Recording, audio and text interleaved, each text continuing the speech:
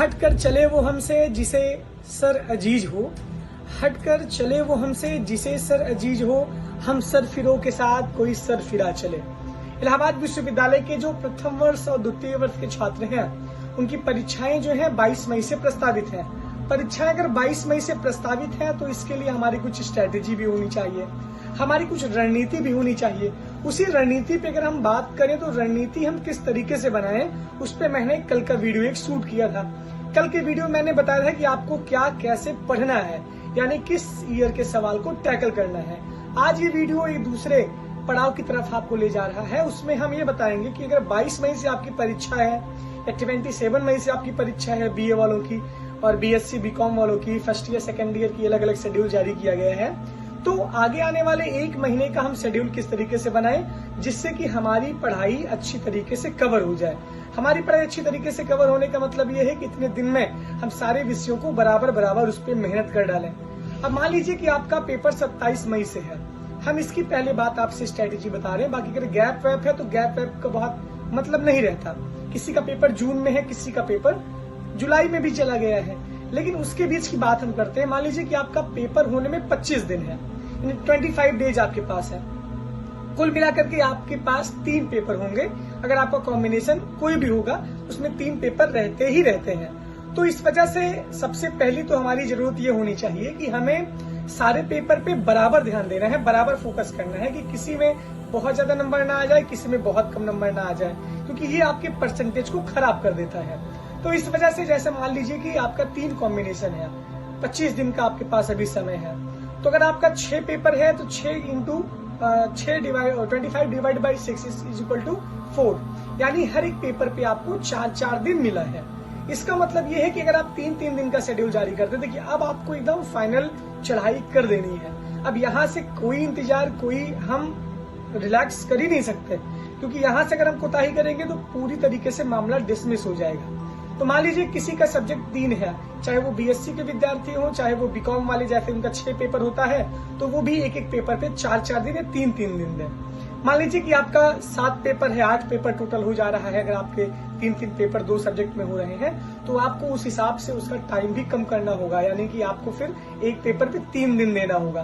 किसी के लिए अभी उसका पेपर होने में 40 दिन बचा हुआ है तो उसका 7 पेपर है, 7 चौके 28, 7 पचे 35, 7 इंटू 5, यानी एक पेपर में 5 दिन।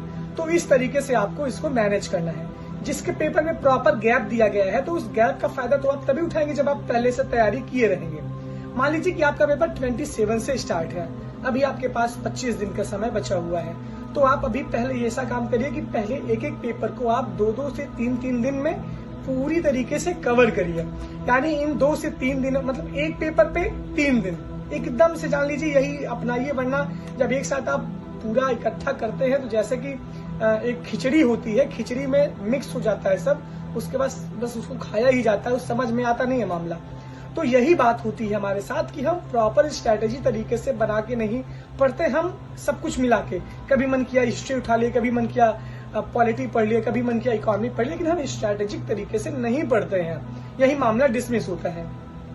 अब ये 3 दिन अगर हमने अलॉट किया है, मान लीजिए कि फिलॉसफी हमारा है, हिंदी हमारा है, एंशिएंट हमारा है, तो फिलॉसफी का पहला पेपर हम 3 दिन में खत्म करें, फिलॉसफी का दूसरा पेपर हम फिर अगले 3 दिन में खत्म करें, फिर हिंदी का पहला पेपर खत्म करें, फिर एंशिएंट का पहला पेपर दूसरा पेपर खत्म करें। तो ऐसे ऐसे करके आप 2 दिन में भी खत्म कर सकते हैं, वो आपके ऊपर डिपेंड है, आप डबल रिवीजन करें। लेकिन इन 3 दिनों के अंदर आपको क्या करना है, पढ़ना ही नहीं है जाके उसको सिर्फ छाप डालना है। इन 3 दिनों के अंदर आपको एक पहले तो सब सारे कॉन्सेप्ट आपके क्लियर होने चाहिए, फिर टोटल कम से कम 10 से 11 सवाल का आपके पास प्रॉपर नोट्स होना चाहिए। अब वो चाहे नोट्स आप देखिए, बहुत बच्चे कहते हैं कि इंग्लिश मीडियम वाले बच्चों के लिए सीरीज नहीं आती, तो आपके लिए सबसे अच्छा माध्यम है गूगल ट्रांसलेटर है, ट्रांसलेट कर डालिए। आप मेन हेडिंग्स को ले लीजिए डी कुमार से, या कहीं से अगर आपको हिंदी की नोट्स मिले तो वहां से आप हेडिंग ले लीजिए, हिंदी मीडियम की किताबों से आप हेडिंग ले लीजिए, वही आप लिखिए। मान लीजिए कि हड़प्पन सिविलाइजेशन का डिक्लाइन कैसे हुआ, अगर ये आ जाएगा पेपर में तो उसमें 6, 7, 8 कारण है, बाढ़ आने से, जलवायु क्लाइमेट चेंज होने से, उसके बाद फिर बाहरी आक्रमण यानी कि आउटर साइड से आक्रमण होने पे, ये सारी चीजें, उसमें चेंज तो कुछ हो नहीं जाएगा। मान लीजिए कि आर्कियोलॉजी आपका सब्जेक्ट है, उसमें कि हिस्टोरिकल सोर्स क्या है और आर्कियोलॉजिकल सोर्स क्या है, उसकी हेडिंग तो चेंज हो नहीं जाएगी। तो ये सारी चीजें हैं। अब जैसे फिलोसफी किसी का सब्जेक्ट है, उसमें बेंथम के जो हेडोनिज्म है उसमें 7 तरीके से उसके 7 मानक दिए गए हैं, वो भी चेंज नहीं होगा।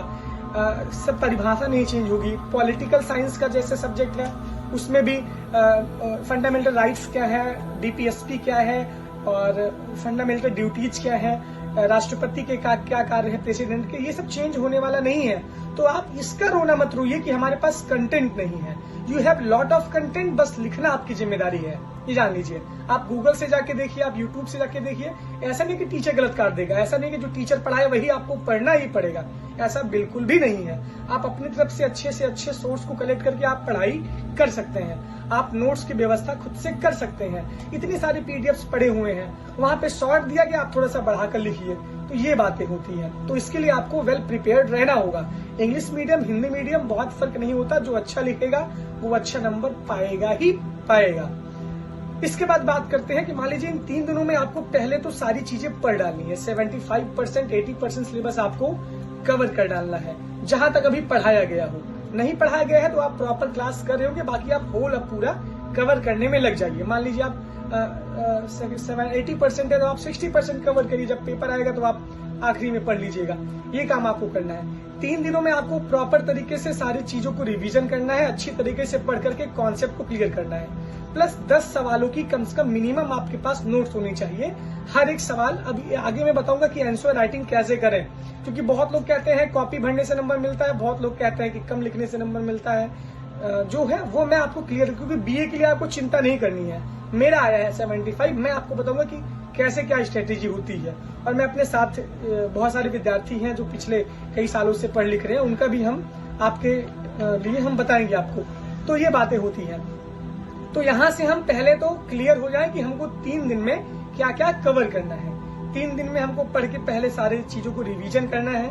फिर प्रॉपर 10 से 12 सवाल की हमारे पास नोट्स होनी चाहिए कि परीक्षा के समय हमें भटकना ना पड़े। अभी बहुत आर्यभट्ट वरामिहीर है जो अभी सिलेबस ढूंढ रहे हैं। अभी सिलेबस मिल जाए, अभी आप सावधान हो जाइए, वरना फिर रोना ऐसे रोएंगे कि पता नहीं चलेगा आपको। ये काम आपको करना है। हिंदी मीडियम के नोट्स मिले तो उसका आप अच्छी चीजें आप उससे ले लीजिए। इंग्लिश का नोट्स मिले उससे भी आप अच्छी चीजें ले लीजिए। अपनी तरफ से आप इंक्लूड करिए, फ्लो चार्ट बनाइए, मैपिंग करिए। इस सबसे नंबर आपका बढ़ता है। अगर आप ये सब नहीं करेंगे तो आप कुछ भी नहीं करेंगे। मान लीजिए फंडामेंटल ड्यूटीज हमको दिखानी है, फंडामेंटल ड्यूटीज को हम दिखाएं, फंडामेंटल राइट्स को दिखाएं। 6 फंडामेंटल राइट्स हमको मिले हुए हैं, मौलिक अधिकार, उसका हम अच्छे से हेक्सागोनल तरीके से बना दें, चतुर्भुज में दिखा दें, यानी स्क्वायर में दिखा दें, रेक्टेंगल में दिखा दें। तो ये सारी चीजें, फ्लो चार्ट, कॉपी में डायग्राम, कॉपी में मैपिंग, ये आप सबके नंबर को 10 नंबर इंक्रीज कर ही देती है। ये बात करनी है।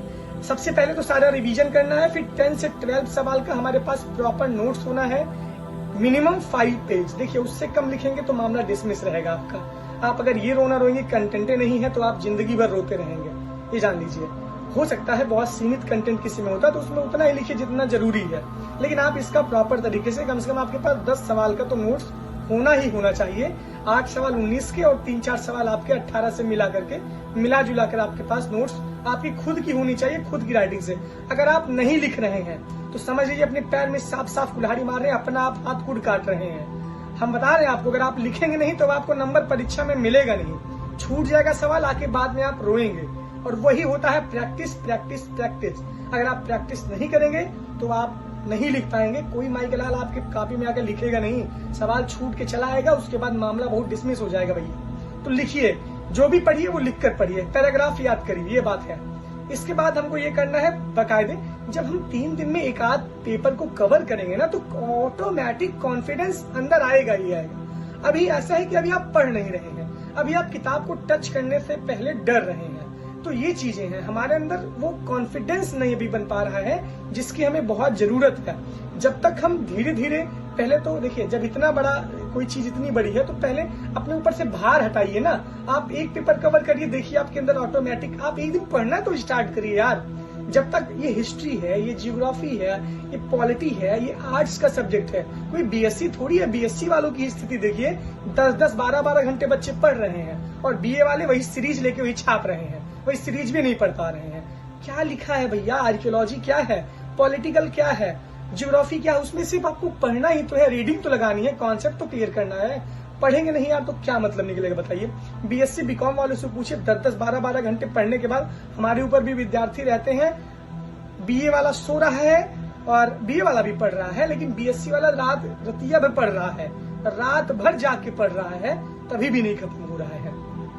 जज्बा अंदर से जब होगा तभी कुछ अच्छा होगा। जज्बा उज्बा नहीं होगा तो आप पास होने भर का तो नंबर पा जाएंगे, लेकिन कहीं रिजल्ट दिखाने लायक आप नहीं रह जाएंगे।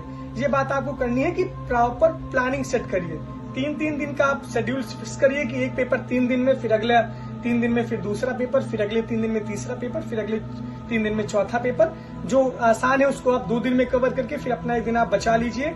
5 से 6 घंटे प्रॉपर अगर आप प्रैक्टिस करते हैं, रीडिंग करते हैं, पढ़ते हैं, तो थॉट्स आपके अंदर आएंगे, रिवीजन करेंगे, थॉट्स आएगा, लिखेंगे, याद होगा, वो डिलीट नहीं होगा। परीक्षा के समय जब एग्जामिनेशन हॉल में बैठेंगे तो सारी की सारी चीजें अपने आप ही क्लिक होनी शुरू हो जाएंगी और आप बहुत बेहतर करेंगे। तो प्रॉपर तरीके से एक स्ट्रैटेजी बनाइए। 20 दिन का आप अपना शेड्यूल फिक्स करिए कि हर एक पेपर पे 3-3 दिन देना है।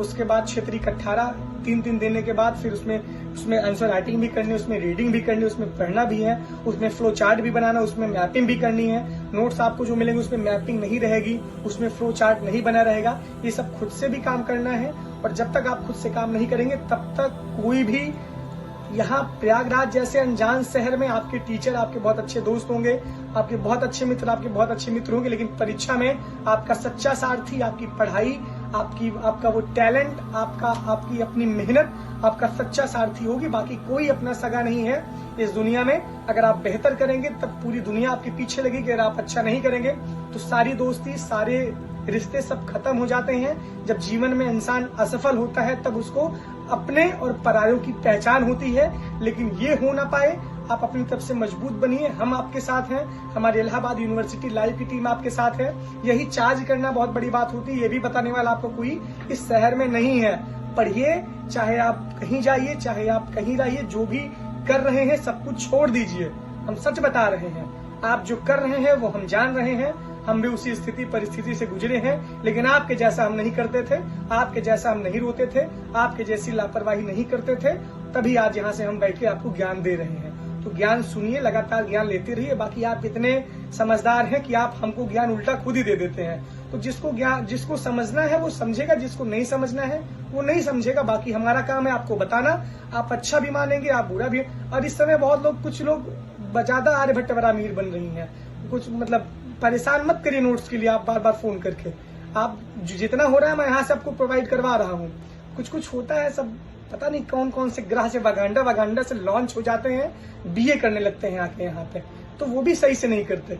बीए करना बहुत अच्छी बात है, गर्व की बात है, लेकिन बहुत लोग तो बड़े बड़े प्रोफेशनल कॉलेज से आके यहाँ लॉन्च हो गए हैं। उनको लग रहा है इतना आसान है। जब आप गिरेंगे ना तब पता चलेगा आपको कि सारी मटर गश्ती सब अंदर चली जाती है। एक से एक टॉपर यहाँ पर आकर डिसमिस हो जाते हैं। हम सच बता रहे हैं। जो एंट्रेंस में 800 नंबर पाए हैं, 750 600 नंबर, 700 750 नंबर, वो आके 45% यहाँ पर पाएंगे, फेल हो जाएंगे। बीएससी हुए हैं फेल।